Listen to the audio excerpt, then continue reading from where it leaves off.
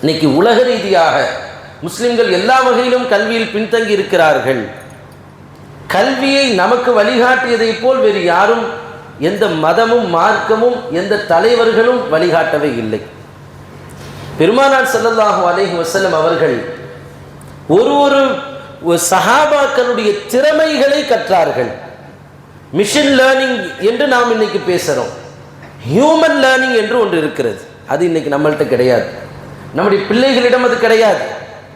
ஒரு மனிதரை, பெரியவர்களை எப்படி நாம் அணுக வேண்டும், குழந்தைகளை எப்படி நாம் அணுக வேண்டும், அதிகாரிகளை எப்படி நாம் அணுக வேண்டும், ஆசிரியர்களை எப்படி நாம் அணுக வேண்டும், இந்த ஹியூமன் லேர்னிங், மனிதர்களை படிக்கக்கூடிய அந்த பாடத்தை பெருமானார் ஸல்லல்லாஹு அலைஹி வஸல்லம் கற்பித்தார்கள். ஒரு பிள்ளையை நாம் உருவாக்கணும் அப்படின்னு சொன்னால் முதல்ல அவனில் என்ன திறமை இருக்கிறது என்பதை நாம் பார்க்க வேண்டும். திறன் அறிதல் என்பது ரொம்ப முக்கியமானது.